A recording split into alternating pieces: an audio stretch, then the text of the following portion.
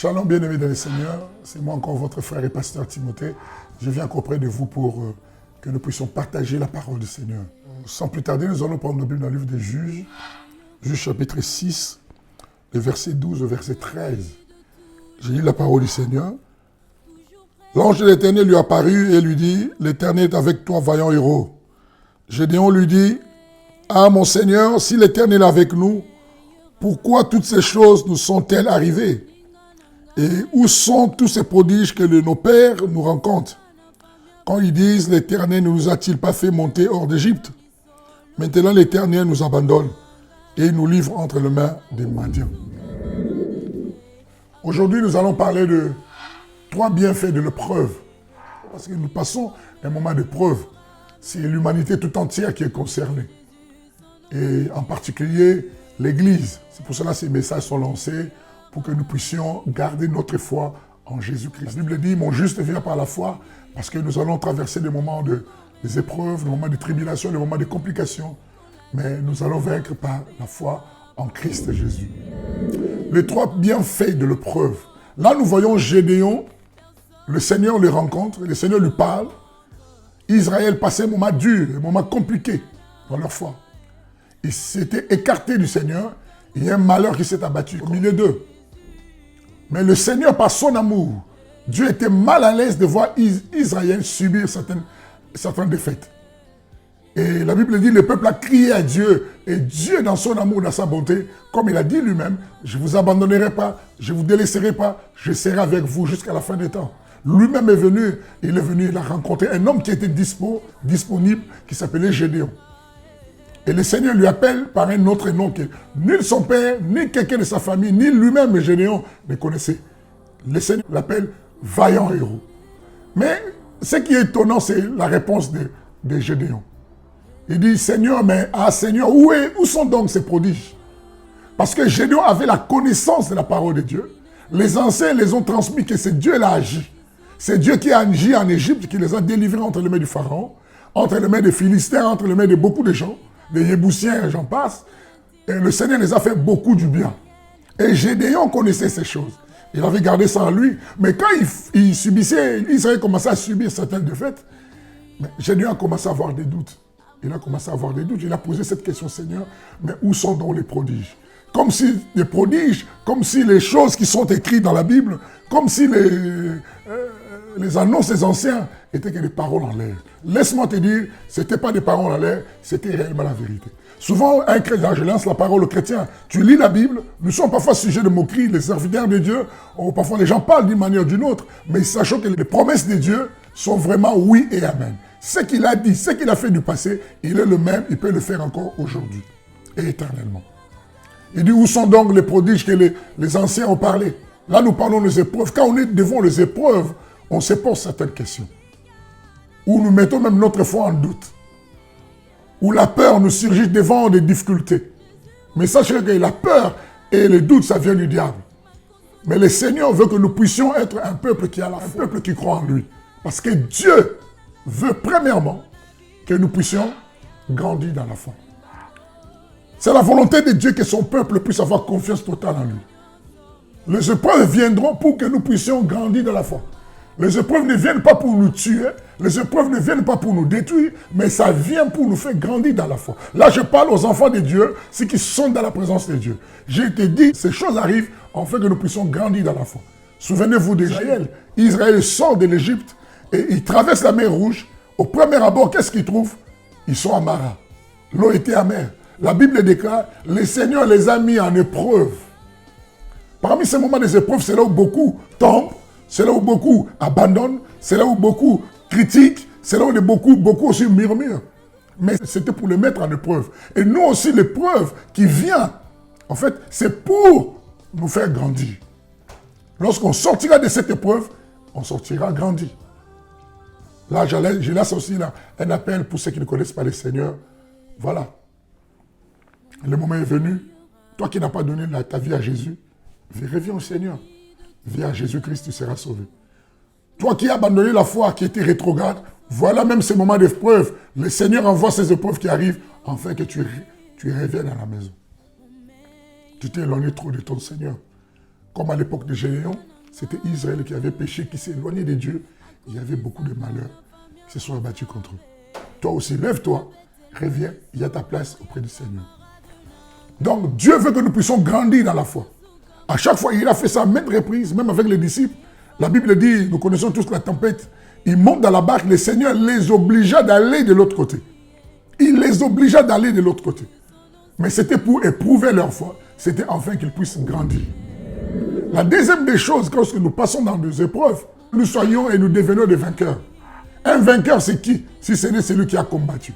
Un vainqueur, c'est qui? C'est celui qui a passé des épreuves, qui a enduré des épreuves et qui en est sorti victorieux. C'est un triomphe. Et pour que nous devenions des vainqueurs, nous devons passer par diverses épreuves. Je bénis Dieu. Il y a David qui dit, je bénis l'Éternel qui a exercé mes mains au combat et mes doigts à la bataille. David est devenu ce qu'il est devenu. C'est parce qu'il est passé par diverses épreuves. Vous savez, il a vécu des épreuves où il était en train de garder les moutons, où il a combattu avec des bêtes sauvages, où il a combattu avec les loups et les lions. Et la Bible déclare, mais à un certain moment, il y avait un défi qui était là, un Goliath qui s'est levé. C'était le moyen par lequel que David rentre dans l'arène, qu'il devienne un vrai guerrier et qu'il devienne un cœur. Et il a vaincu Goliath. Et le nom de David est resté dans les annales de Dieu. Aujourd'hui, on peut le lire, mais si vous lisez dans Hébreux chapitre 11, vous descendez en bas, vous verrez tous les héros, tous ceux qui ont vaincu dans la foi avec Jésus-Christ. Et les épreuves qui arrivent, Dieu veut que tu deviennes un grand vainqueur. Dieu veut réveiller le vainqueur qui est en toi. Souvenez-vous de Pierre. Pierre traversait, il était dans la barque, il criait, il a eu peur, il commençait à crier à Dieu. Mais par sa bonté, Jésus lui a dit, c'est moi, viens. Et il a marché sur les eaux. Les épreuves sont venues et ils sont devenus vainqueurs. Même l'église corps de Christ, ils sont devenus vainqueurs. C'est à ce moment, Pierre a dit même au paralytique, je n'ai ni or ni argent, mais ce que j'ai, je te le donne. Lève-toi et marche. C'est à ce moment où Dieu veut sortir le vainqueur en nous. Le vainqueur qui dort en toi, moment des épreuves, Dieu veut le faire sortir comme il a fait avec Gédéon. Alors je te dis mon frère, laisse de te lamenter parce que l'ennemi te ramènera la peur. La peur c'est un poison qui vient de l'ennemi. La peur te ramènera les doutes. Et si tu as les doutes, tu vas couler comme Pierre a coulé. Jésus lui a dit, rassure-toi, pourquoi tu as des doutes? Doutes va te ramener. Bien aimé, quand il y a les doutes, ça va te ramener vers l'amertume. La personne qui a des doutes est dans l'amertume. Parce que quand il y a des doutes, tu vas échouer, tu seras désagréable à Dieu. Et quand il y a des doutes, tu deviens désagréable à Dieu. Et à ce moment-là, il y a l'amertume qui est en train de prendre place. Tu n'as plus foi et Dieu n'a plus confiance en toi. Et Dieu va te rejeter. C'est pour ça qu'il est écrit, tu es ni chaud ni froid. Et beaucoup sont tombés, ils ont fait naufrage par rapport à cela. C'est un poison qui vient de l'ennemi. Et le troisième bienfait des épreuves, c'est la louange et l'adoration à l'Éternel. Tout ce que Dieu fait, il le fait pour sa gloire. Moi, je n'ai même pas calculé le diable, mais je regarde d'abord Dieu. Parce qu'il est écrit, et les yeux fixés sur Jésus. Les épreuves arrivent en fait que nous puissions rendre gloire et louange à Dieu. C'est que Dieu veut que nous puissions le louer, l'adorer, le célébrer. C'est ce que Dieu aime. Vous savez, les épreuves arrivent, Dieu veut récupérer toute la gloire en lui. Dès que tu grandis dans la foi, Dieu est glorifié. Dès que tu es en train de vaincre, tu es en train de faire subir, Dieu est content. Dès que tu es en train de marcher dans le triomphe, Dieu est content et il veut recevoir toute la gloire. Je vais donner un exemple dans la Bible. Vous remarquerez même dans l'Apocalypse chapitre 5, ça c'est une autre dimension au niveau du ciel. Il y avait les 24 vieillards qui étaient là. La Bible dit qu'il y avait les 24 vieillards avec chacun une couronne sur leur tête. Mais il y a un défi qui s'est présenté au ciel. Il y a un défi qui s'est présenté au ciel. Le grand défi c'était quoi? Il y avait un livre qui était scellé, fermé et scellé. Il n'y avait personne qui devait l'ouvrir. L'apôtre Jean a pleuré parce qu'il n'y avait personne qui devait relever ce défi. Il n'avait personne. Mais Jésus seul, l'agneau de Dieu, celui qui a été immolé, celui-là est venu, il a ouvert le livre et il a rempli le seau. La Bible dit les 24 vieillards et les 4 êtres vivants, ils ont enlevé leur couronne, ils ont posé au pied du Seigneur, ils se sont prosternés. Et Jésus a reçu toute la gloire. Par là, je voulais dire quoi? En réalité, dans un royaume, il n'y a qu'un seul roi. Mais il y avait des 24 vieillards qui avaient aussi d'autres couronnes. C'était des récompenses qu'ils ont reçues. Ils étaient des vainqueurs, ceux qui ont reçu ces couronnes-là. Mais Dieu a créé une situation. Une situation qui s'est présentée là au milieu d'eux. Personne n'en était digne. Seul l'agneau, seul Jésus en était digne. Donc Dieu a créé cette situation au ciel, afin que les 24 vieillards se prosternent, afin qu'ils enlèvent leur couronne pour les donner à Jésus. Le mettre au pied de Jésus pour dire que nous ne méritons pas ces couronnes, toute la gloire est à toi. C'est pour cela que toute la gloire est à Jésus, et Jésus a reçu toute la gloire. Dans cette situation, nous sommes en train de traverser. Dans cette épreuve où nous sommes en train de vivre, Jésus veut récupérer toute la gloire. Vous remarquez, je vous parle en tant que prophète. Les temps vont passer. Ici en France, on trouvera l'antidote, on trouvera le vaccin. Beaucoup sortiront avec joie. Je vois beaucoup sont en train de partir sur les Champs-Élysées, en train de chanter. Mais Jésus veut récupérer la gloire. Parce que la gloire est à Jésus, la gloire n'est pas à un homme. Vous verrez, vous sortirez. L'histoire de pandémie, ça sera qu'une passé. Les gens diront c'est du passé. Mais c'est aussi un avertissement que Dieu lance à l'humanité. Donc, toi qui es enfant de Dieu, quand tu vois certaines signes qui sont en train de se faire, dis que l'avènement du Seigneur est proche. Prépare-toi à l'enlèvement. Toi qui as encore la sorcellerie, tu ne l'abandonnes pas encore. Sache-le que maintenant ta sorcellerie ne peut pas te sauver. Nous sommes tous confinés. Toi qui regardes à tes biens matériels, nos voitures sont dehors dans des garages. Qui met encore ses parfums? Qui met encore ses habits? Qui met encore ses chaussures? Qui fait encore des shopping? Vous les filles qui mettez toujours des maquillages, pourquoi vous ne faites pas vos maquillages? Tout le monde est confiné. Pour vous dire que Jésus a les derniers mots. Pour vous dire que tout passera. Sauf la parole de Dieu ne passera pas. En ces derniers temps, personne ne peut nous rassurer.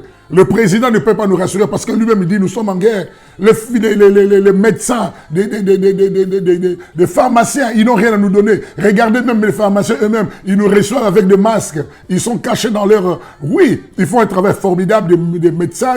Je les salue et puis je prie pour eux afin que Dieu puisse les bénir.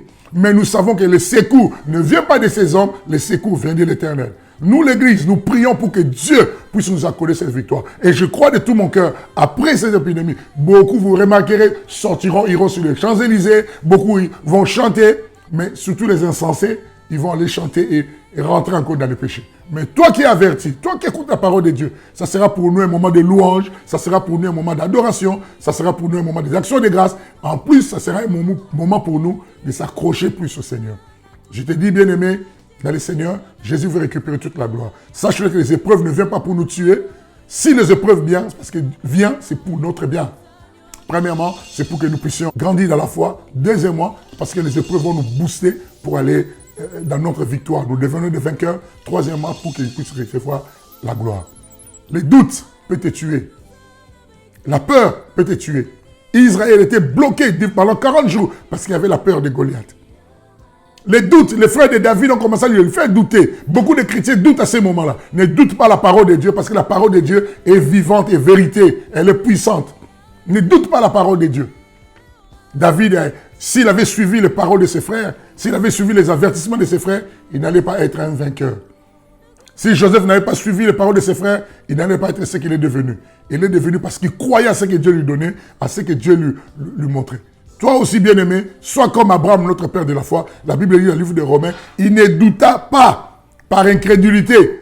Il a marché selon la parole de Dieu et il a vu la victoire. Et il a touché ce que Dieu lui a donné. Bien-aimé dans le Seigneur, que ces moments d'épreuve pour nous puissent nous booster et aller de l'avant. Que le Seigneur puisse réveiller le vaillant héros qui est en toi. Que tu puisses réveiller en toi, toi qui étais un simple berger, que tu puisses terrasser Goliath. Ce qui est en toi là-bas, que puisse sortir quelque chose. Souvenez-vous de cette petite fille qui était chez Naaman. Naaman, le général lépreux. La France est lépreuse. La petite fille, c'est elle qui avait la clé. La petite fille, là, c'est l'église. Église, nous, parfois, nous ne pesons pas en France, mais nous avons un mot. Prions, faisons monter nos prières auprès du Seigneur, parce qu'ils ont des informations scientifiques. Ils parlent par rapport aux sciences. Ils disent que non, il y a ça, il faut laver les mains. On le fait. Mais c'est eux qu'ils oublient. C'est eux qu'ils oublient. Ils n'ont pas les informations que nous avons. Nous avons les informations que Jésus sauve. Nous avons les informations que Jésus guérit. Nous avons les informations que Jésus est capable de faire même taire la tempête et les vagues. Souvenez-vous, dans la barque, j'aime bien ceux qui étaient à la barque, ils ont dit, qui est celui-ci qui fait taire les tempêtes et la mer? Qui est celui-ci? Celui-là, nous avons trouvé son nom. Son nom est Jésus-Christ de Nazareth. C'est pour ça que je te dis, mon frère, je t'encourage au nom du Seigneur, Prends ça dans un bon sens. Grandis avec le Seigneur. Abandonne le mal. Accroche-toi à Dieu. Sers Dieu. Et le Seigneur se glorifiera dans ta vie. Que mon Dieu vous bénisse. Passez un bon moment de confinement. Ceux qui vont au travail, travaillez dans la paix du Seigneur. Évitez les attroupements. Lavez vos mains. Suivez les consignes qu'on donne les médecins. Mais surtout, n'oubliez pas les genoux. Parce que le médecin, la médecine soigne, mais ne guérit pas. Il n'y a que Jésus seul qui guérit. Que Dieu vous garde, que le Seigneur vous protège et que sa main toute puissante soit sur vous et vos familles. Au nom de Jésus, j'ai ainsi prié. Amen. Bye.